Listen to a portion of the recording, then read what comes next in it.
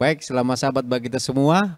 Kembali lagi bersama dengan saya Yusuf Nurud dan ditemani oleh narasumber kita ada Bapak Pendeta Situmeang. Selamat sahabat Bapak Pendeta. Selamat sahabat Pak Duru. Selamat sahabat dan juga Bapak Pendeta Muda Siagian. Selamat sahabat Pendeta. Selamat sahabat Panduru. Oke, selamat sahabat. Baik, pada saat ini kita akan belajar dari diskusi pelajaran sekolah sahabat kita di pelajaran yang ke-12.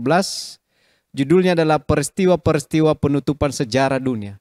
Namun sebelum kita mendiskusikan pelajaran ini, kita sama-sama berdoa terlebih dahulu.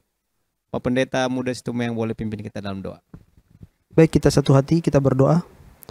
Tuhan, kembali kami akan mempelajari sekolah sahabat kami melalui diskusi ini. Tuhan, biarlah Engkau yang memimpin kami di dalam berkata-kata, sehingga Tuhan, apa yang kami sampaikan adalah berasal daripada Tuhan, sehingga itu semua menjadi berkat Tuhan bagi umat-umat Tuhan dan juga para pemirsa yang menyaksikan akan acara ini. Tuhan Bapa di surga, biar Roh Kudus Tuhan menjadi bagian kami, dan kiranya Engkau juga akan menyucikan kami dan menguduskan kami Tuhan selama kami mengadakan diskusi ini. Terima kasih Tuhan, kami berdoa dalam nama Tuhan kami Yesus Kristus Juru Selamat dan penebus kami.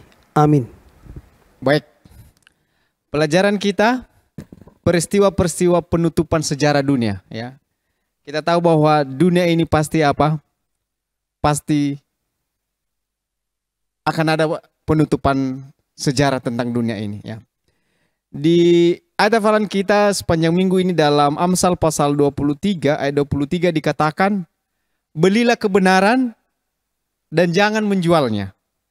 Demikian juga dengan hikmat, didikan, dan pengertian. Ya. Ini menandakan bahwa kebenaran itu sangat berharga. Ya. Hikmat itu sangat berharga. Ya.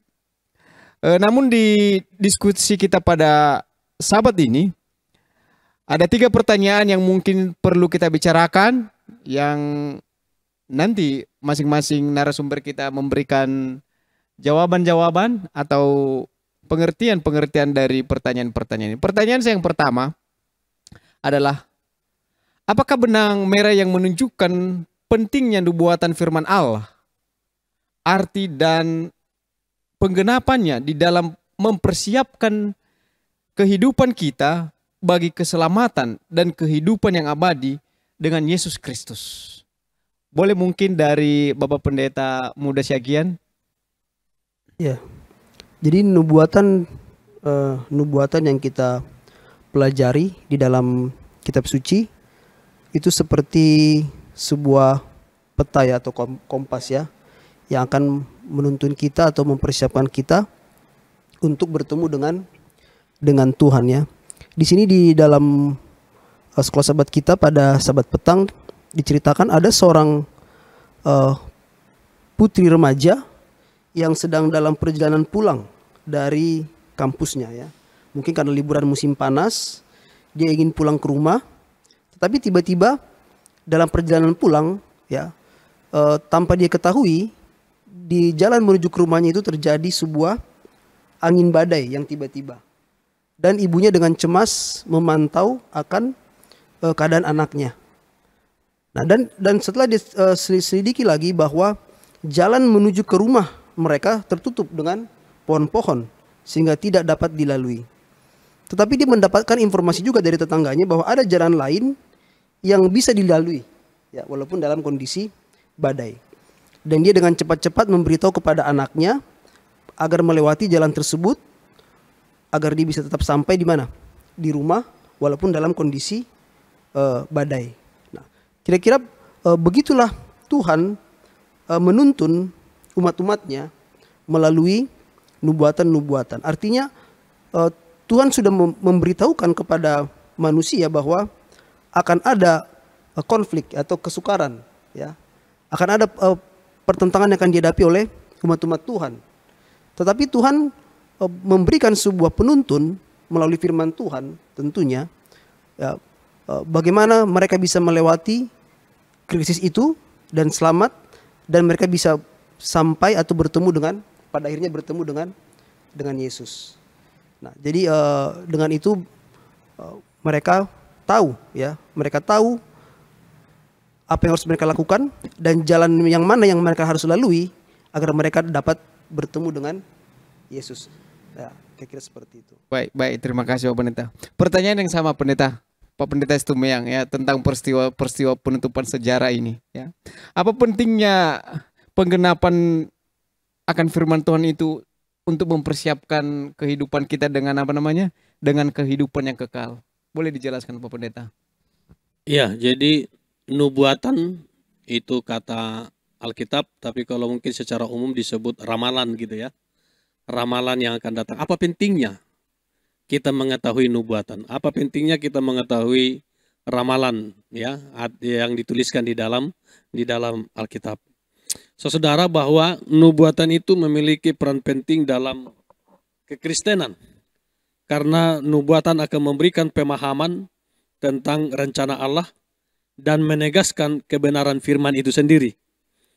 Jadi nubuatan ini dianggap benang merah yang menghubungkan masa lalu, masa kini, dan masa yang akan datang. Jadi nubuatan itu kita akan tahu apa yang sudah terjadi, yang sudah kita lalui, apa yang sedang kita jalani hari ini, dan apa yang akan kita hadapi di masa yang akan datang. Yang menunjukkan bahwa nubuatan Alkitab menunjukkan kepada kita Allah memiliki rencana keselamatan yang konsisten dan berkelanjutan bagi manusia. Nubuatan membantu mempersiapkan diri kita, diri umat Tuhan untuk keselamatan yang konsisten, ya, untuk kehidupan abadi bersama dengan Yesus. Ya, ada beberapa hal yang perlu kita harus dapatkan melalui nubuatan. Yang pertama adalah bahwa nubuatan mengkonfirmasi firman Allah. Bahwa nubuatan yang tergenapi membuktikan kepada kita bahwa Alkitab itu benar. Ketika ada nubuatan kita baca dalam Alkitab, ya nubuatannya misalnya akan terjadi perang. Akan terjadi ini. Dan itu digenapi. Maka kita akan katakan, wah betul, Alkitab benar. Membuktikan bahwa Alkitab itu benar. Berkata benar. Yang kedua adalah nubuatan memberikan kita harapan. Nubuatan memberi harapan akan masa depan yang telah direncanakan Allah, termasuk janji kedatangan Yesus yang kedua kali. Kan itu. Karena ada nubuatan tentang kedatangan Yesus yang membuat kita hari ini tetap setia di dalam gereja ini. Di dalam kebenaran ini. Kemudian nubuatan mendorong kesiapan rohani. Mengetahui bahwa nubuatan pasti akan digenapi. Mendorong kita untuk bersedia. Mendorong kita untuk membangun rohani setiap saat. Mendorong kita semua untuk tetap mempersiapkan diri kita untuk tetap dalam situasi setia kepada siapa? Kepada Tuhan. Yang terakhir adalah bahwa nubuatan memperkuat iman. Ketika nubuatan Alkitab digenapi satu persatu akan memperkuat iman saudara dan saya semakin bertumbuh di dalam Tuhan. Jadi nubuatan ini sangat penting bagi kita, ya. Nubuatan ini menjadi benang merah menghubungkan masa lalu, masa sekarang, dan masa yang akan datang, dan sangat membantu kita untuk hidup percaya kepada Tuhan dan setia kepada firman-Nya. Mungkin itu Pak Yusuf. Baik, terima kasih. Jadi itulah artinya sebuah arti kenapa kita harus mengetahui tentang apa? Tentang nubuatan. Terima kasih Pak Pendeta. Lalu ke pertanyaan berikutnya berbicara tentang penyembahan ini Pak Pendeta, ya. Kalau kita lihat bahwa di dalam nubuatan ini ada yang namanya tanda binatang, ya, dipaksakan untuk diterima oleh semua orang, kan begitu ya. Lalu yang menjadi pertanyaannya adalah hukuman spesifik seperti apakah yang dijatuhkan kepada mereka yang tidak mau menerima tanda binatang itu, ya. Kalau kita lihat bahwa katanya akan ada apa? Akan ada pemaksaan, ya. Nah, hukuman seperti apa kepada orang-orang yang tidak menerima tanda binatang itu, boleh dijelaskan Pak Pendeta? Ya, artinya mereka yang tidak menerima tanda binatang itu artinya adalah mereka adalah orang-orang yang setia kepada Tuhan, menyembah Allah yang benar, dan bila mana mereka menolak menerima tanda binatang itu, maka yang pertama mereka tidak dapat berjual beli. Ya, mereka tidak dapat bertransaksi, dan yang berikut juga adalah mereka akan dibunuh. Seperti itu ya. Jadi itulah ancaman bagi mereka yang tidak mau menerima tanda binatang itu. Nah, artinya sejak saat ini kita harus berdoa. Ya. Kita harus berdoa untuk bisa sanggup, bisa tahan bila mana peristiwa itu nanti terjadi. Jadi supaya kita siap dan kita benar-benar tidak akan mau menerima tanda itu walaupun kita diancam dengan hukuman mati ataupun diancam tidak dapat berjual beli. Jadi kita memang harus bergumul ya mulai saat ini ya agar kita bisa melewati masa yang sukar itu ya, dan tetap bertahan, tetap setia untuk menyembah satu-satunya Allah yang benar. Ya, itu mungkin. Baik, terima kasih Pendeta. Pertanyaan yang sama kepada Pak Pendeta Sumiang. Secara spesifiknya hukuman apa Pak Pendeta yang diterima oleh orang-orang yang menolak tanda binatang itu Pak Pendeta? Boleh dijelaskan Pak Pendeta? Oke, apa hukuman spesifik yang akan diterima atau dijatuhkan kepada orang-orang yang menolak tanda binatang? Artinya kepada orang-orang yang setia kepada Tuhan. Kalau kita baca di Wahyu 13 ayat 13 sampai ayat 17, ini tentang tanda binatang ya. Mungkin saya boleh baca ayat 13 mulai. Dan ia mengadakan tanda-tanda yang dahsyat, dalam hal ini iblis. Bahkan ia menurunkan api dari langit ke bumi di depan mata semua orang. Ia menyesatkan mereka yang diam di bumi dengan tanda-tanda yang telah diberikan kepadanya untuk dilakukannya di depan mata binatang itu, dan menyuruh mereka yang diam di bumi supaya mereka mendirikan patung untuk menghormati binatang yang luka oleh pedang namun yang tetap hidup itu. Dan kepadanya diberikan kuasa untuk memberi nyawa kepada patung binatang itu, sehingga patung binatang itu berbicara juga dan bertindak begitu rupa. Artinya melakukan kekerasan, sehingga semua orang yang tidak menyembah patung itu dibunuh. Ayat 16.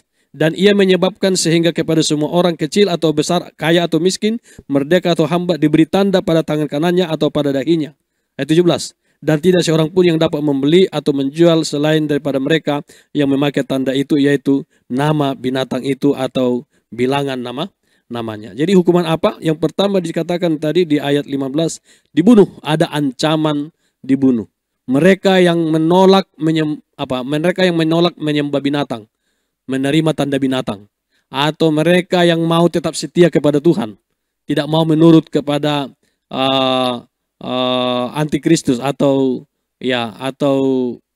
setan, mereka diancam dengan pembunuhan. Ya, mereka akan dibunuh. Kemudian selain itu, ayat 17 dikatakan mereka ayat 16 ayat berapa? Ayat 17 ya. Dan seorang pun tidak dapat membeli atau menjual. Ini artinya boikot ekonomi. Jadi memang dunia ini sekarang hidup karena ekonomi. Jadi ekonomi ini akan menjadi ancaman besar bagi dunia, termasuk umat Tuhan.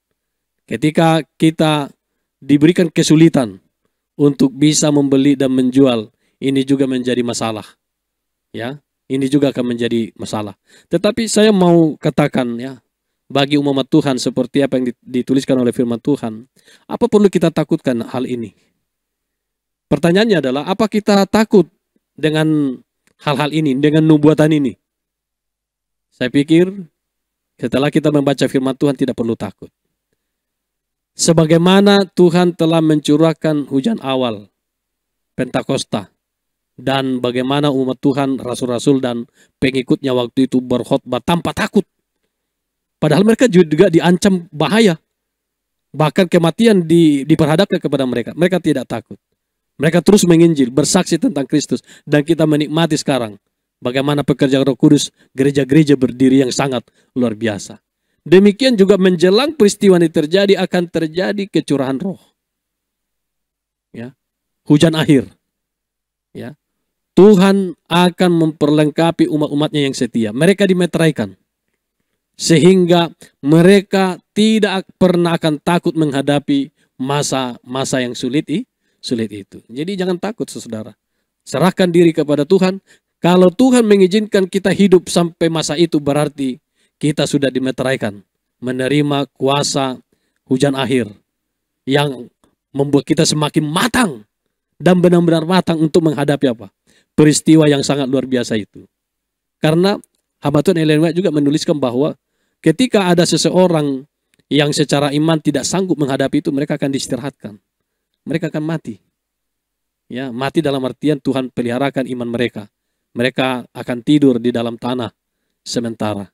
Tapi ada umat Tuhan yang Tuhan akan meteraikan khusus, yang sanggup akan menghadapi masa yang sangat luar biasa itu. Jadi sebagai anak Tuhan, umat Tuhan tidak perlu takut, tidak perlu ragu, serahkan kepada Tuhan ya diri kita dan minta kepada Tuhan supaya Tuhan meteraikan kita ketika itu terjadi, sehingga kita akan mampu melewati semuanya dengan setia di dalam Tuhan. Tapi kalau pertanyaannya tadi, apa hukumannya itu tadi? Hukuman ancaman kematian dan hukuman masalah ekonomi di mana kita tidak bisa membeli, tidak bisa menjual apa yang kita miliki dan apa yang kita butuhkan.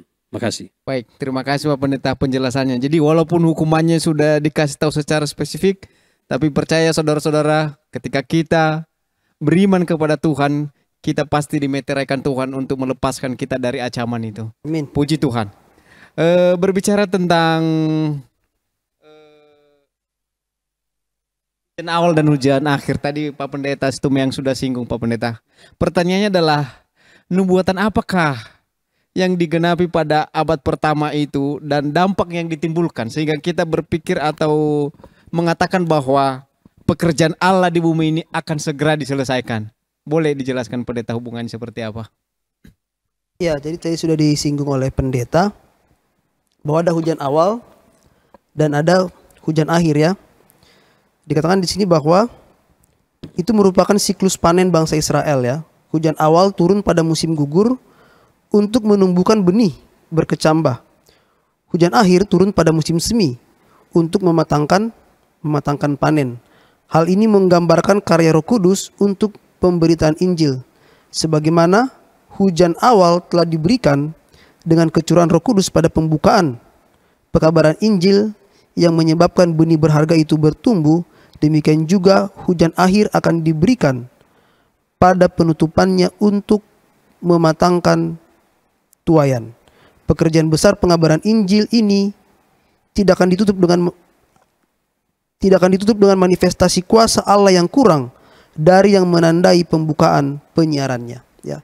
Jadi ini merupakan suatu janji bagi umat-umat Tuhan di akhir zaman, bahwa sebagaimana pada hari Pentakosta ya, dalam Kisah Para Rasul 2 ayat 1 sampai 4 dan ayat 41 sampai 47 yang merupakan kegenapan dari Yoel 2 ayat 21 sampai 24, di situ bisa satu hari bertobat 3.000 orang.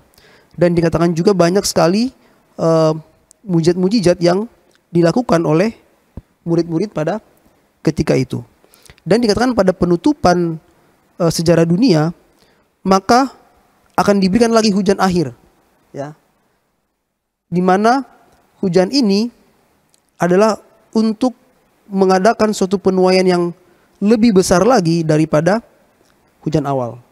Ya, jadi nanti kita juga akan melihat ya bagaimana itu banyak orang bertobat.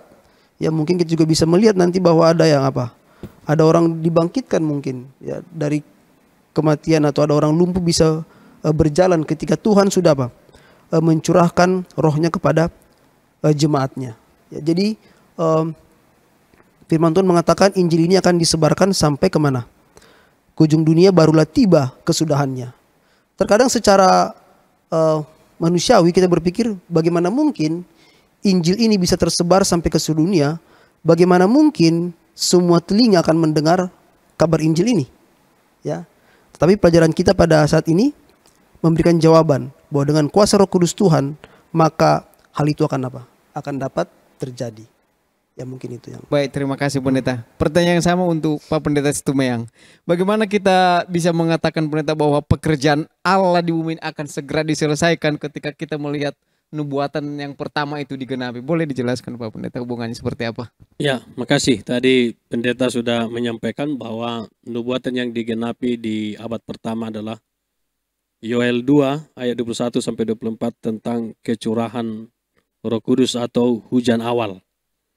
Jadi ketika hari Pentakosta, ya Roh Kudus diturunkan dari sorga kepada murid-murid dan pengikut-pengikut Tuhan waktu itu, memenuhi mereka, dan kita melihat setelah mereka diperlengkapi oleh Roh Kudus, mereka memberitakan firman itu sangat luar biasa. Tidak takut mati sedikit pun. Mereka berdiri atas kebenaran, mereka berkhotbah, mereka mengajar di mana-mana.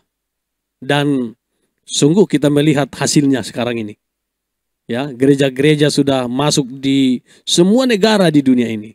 Sudah mengenal Yesus, sudah mengenal kebenaran. Ini sangat luar biasa pekerjaan Roh Kudus ketika hujan awal diberikan. Dan kita sedang menunggu hujan akhir untuk mematangkan menjelang kedatangan Yesus kedua kali, ketika kita akan menghadapi masa-masa sulit yang akan datang. Dan kita percaya ya di zaman mutakhir sekarang ini yang sangat luar biasa, saya melihat tanda-tanda penggenapan akan kabar Injil disebarkan ke seluruh dunia ini sangat terbuka, sangat luar biasa. Saya yakin sekali saudara, Pak Yusuf, bahwa Yesus memang tidak lama lagi. Yesus segera akan datang. Karena apa? Sekarang ini sangat dimudahkan bagaimana orang bisa mendengar firman Tuhan. Karena inti atau tanda dari kedatangan Yesus kedua kali, yang paling inti adalah kabar Injil harus didengar oleh semua orang. Maka kita lihat sekarang internet yang sangat luar biasa. Firman Tuhan bisa menjangkau ke gunung-gunung, kemanapun.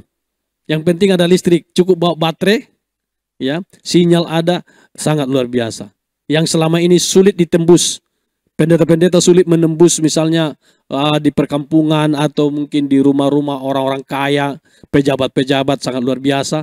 Tidak sanggup kita tidak bisa masuk, ya. Akses kita tidak ada. Tapi sekarang ini melalui internet, ya, sangat luar biasa.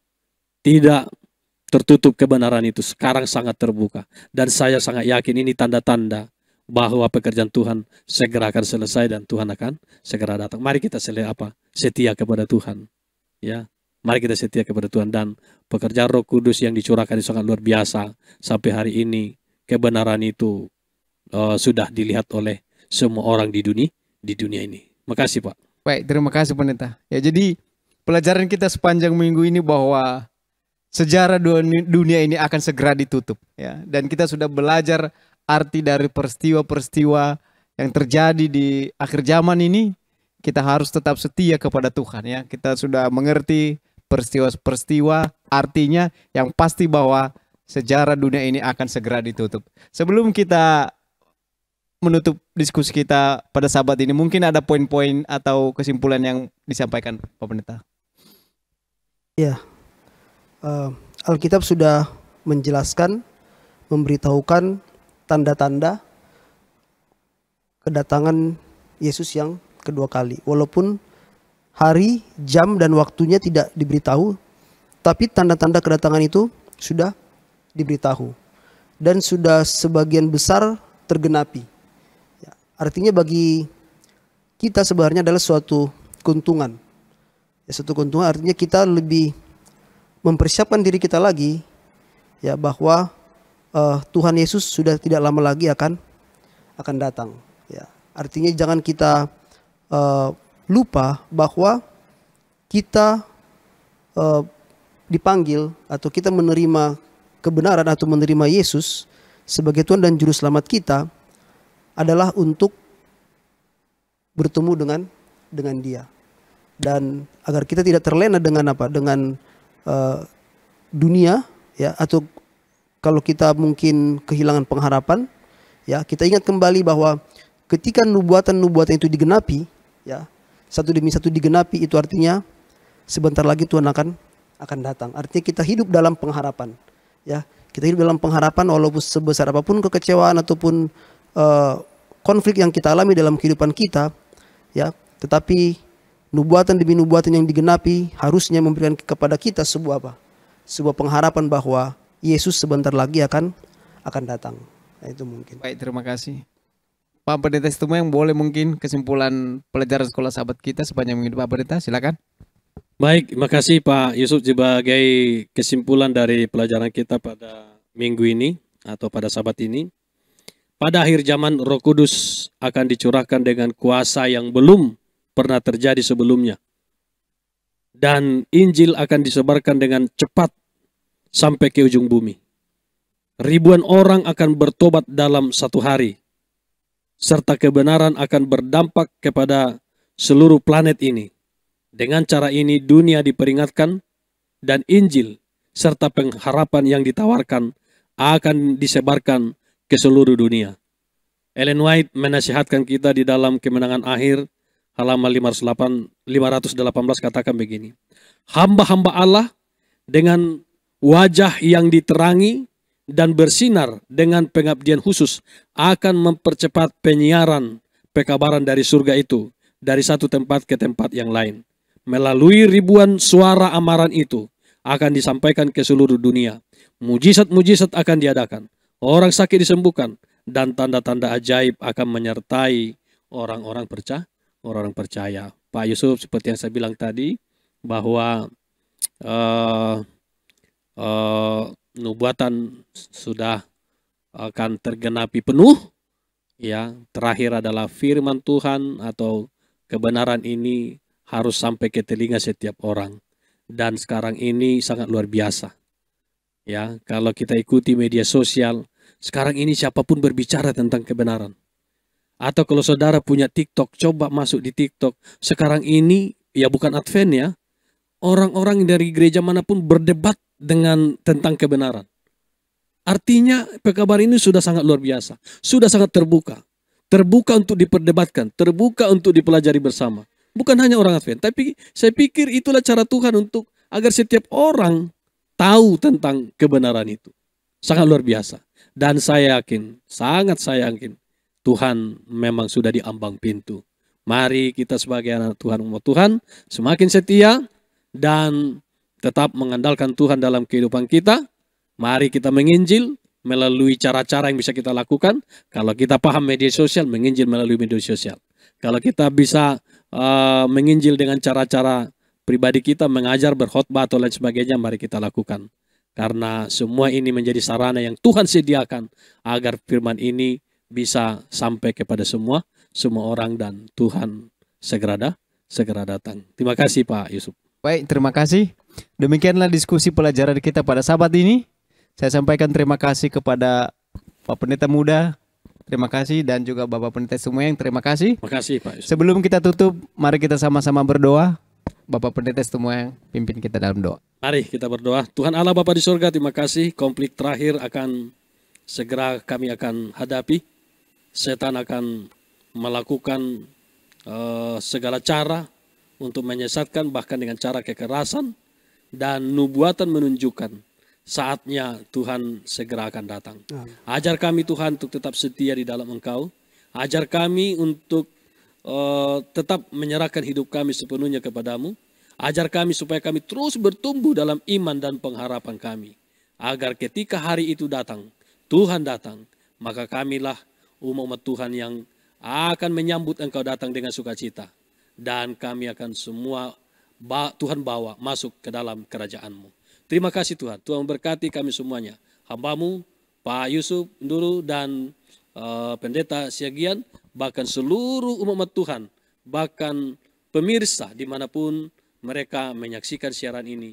Kiranya damai sejahtera Allah memberkati mereka dan membuka pikiran mereka untuk mulai hari ini berkomitmen setia kepada Tuhan dan kepada firman-Mu. Inilah doa kami Tuhan. Kami persembahkan semua di dalam nama Yesus adalah Tuhan dan Juru Selamat kami. Amin. Amin. Baik, terima kasih. Selamat sabat. Tuhan memberkati. Selamat